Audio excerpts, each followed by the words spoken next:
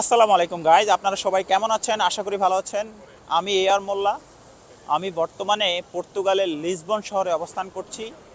লিসবনের যে প্রাণ কেন্দ্র রোসিও, সেখান থেকে 1 মিনিট হাঁটার দূরত্বে আপনার রেস্তোরান্তেজ এই যে বাস স্টেশন আছে, সেখানে আমি অবস্থান করছি। আমার পিছনে দেখতে পাচ্ছেন লিসবোয়া লেখা, সো এটা লিসবন সিটির বড় করে ওয়ার্ড দেওয়া সেখানে।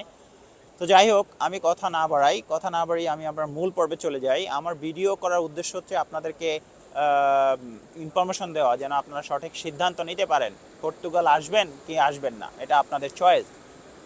আপনারা ইতিমধ্যে জেনে ফেলেছেন যে পর্তুগাল গভর্নমেন্ট, যে বর্তমান যে গভর্নমেন্ট আছে, সে অনেক পরিবর্তন বা তারা অনেক পরিবর্তন এনেছে পর্তুগালের অনেকগুলো আইনে, যেটা ইমিগ্রেন্টদের জন্য। সে আইনে অনেক পরিবর্তন এনেছে। অলরেডি কিছু কিছু পরিবর্তন তারা করে ফেলেছে, যেটা হচ্ছে আপনার আমরা যেরকম ধরেন আমাদের দেশ থেকে ওয়াইফ বিয়ে করে নিয়ে আসতে পারতাম, অ্যাপ্লিকেশন করলে ধরেন অ্যাপয়েন্টমেন্ট পেলেই আমরা কিন্তু আবেদন করতে পারতাম। সেইটা তারা কিন্তু এখন একটু কঠিন করেছে। সেটা হচ্ছে আপনার ওয়াইফের সাথে আপনার বৈধভাবে, আপনার পার্টনারের সাথে আপনার বৈধভাবে যেটা বলে, বৈধভাবে আপনার 18 মাস অবস্থান করতে হবে, সেটার প্রমাণ দিতে হবে। সে 18 মাস অবস্থান করার যে প্রমাণ দেওয়ার পর আপনারা কিন্তু আপনার ফ্যামিলি নিয়ে আসতে পারবেন। সো এই ফ্যামিলি রিইউনিফিকেশনে যেটা আপনার পরিবর্তন এসেছে, সেটা অলরেডি অ্যাপ্রুভ হয়ে গেছে আপনার প্রেসিডেন্ট দ্বারা। তারা আরেকটা আবেদন করেছে, সেটা নাগরিকত্ব। সেই নাগরিকত্ব আইনে তারা পরিবর্তন অলরেডি সংসদে তারা অ্যাপ্রুভ করে ফেলেছে। 157 ভোট পেয়েছে এই অনুমোদনে, এই প্রস্তাবে। সো তারা এই প্রস্তাবটা গৃহীত হয়েছে সংসদে।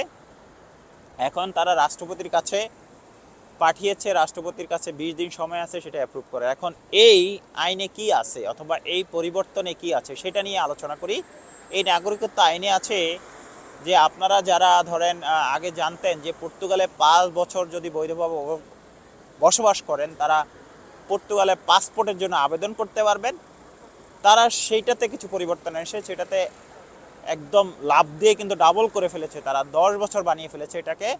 এখন আপনি পর্তুগালে 10 বছর অবস্থান করলে আপনারা পাসপোর্টের মানে আবেদন করতে পারবেন। আর হচ্ছে সিপিএলপি, সেটা হচ্ছে পর্তুগিজ যারা ভাষা জানে তাদের জন্য তারা একটু সহজ করেছে। সেটা হচ্ছে তারা খুব একটা কঠিন করে নাই, তারা 2 বছর বাড়িয়েছে, তাদের জন্য 7 বছর। ধরেন পর্তুগিজ যে ভাষাভাষী দেশগুলো, ধরেন ব্রাজিলিয়ানরা কিন্তু পর্তুগিজ জানে, তাদের ভাষা পর্তুগিজ।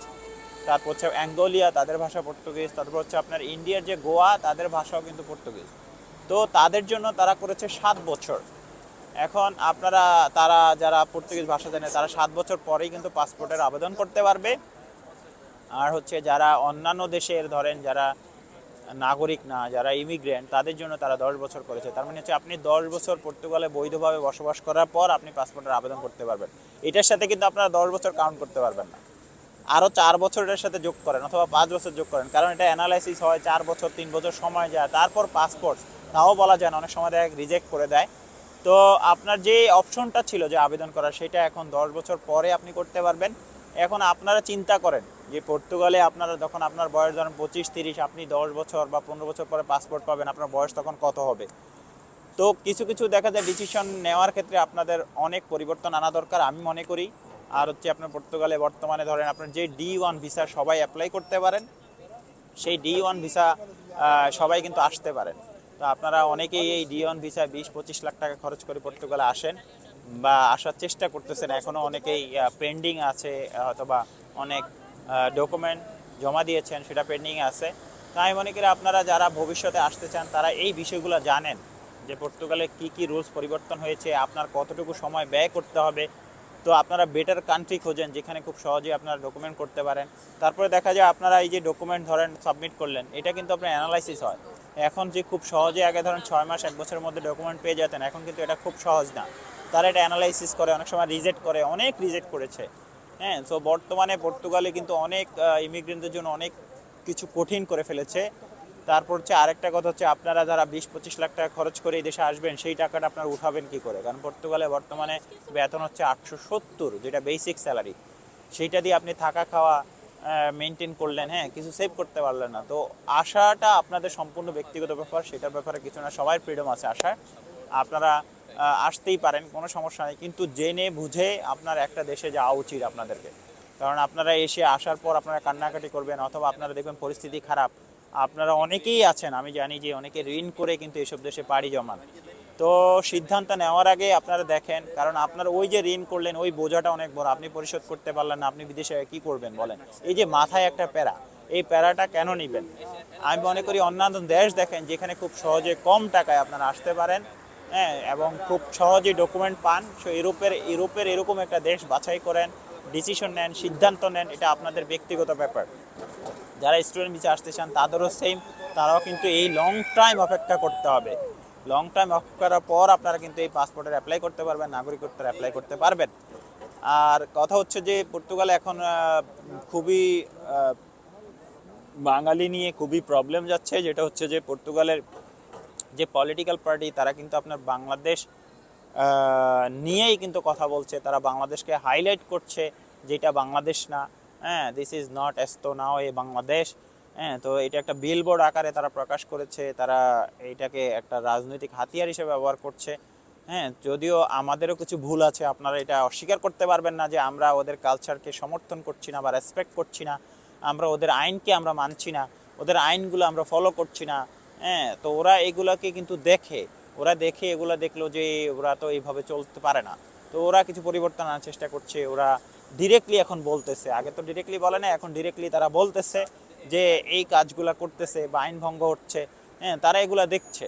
তো আমরা মনে করি এইসব কাজ থেকে বিরত থাকা ভালো। এক জায়গায় অনেকগুলো পিপল জড়ো হয়ে আড্ডা দেওয়া, হ্যাঁ, অনেক সময় সময় ব্যয় করা, দেখা যায় এক বাঙালি আরেক বাঙালি ভাইয়ের সাথে ফাইটিং করছে।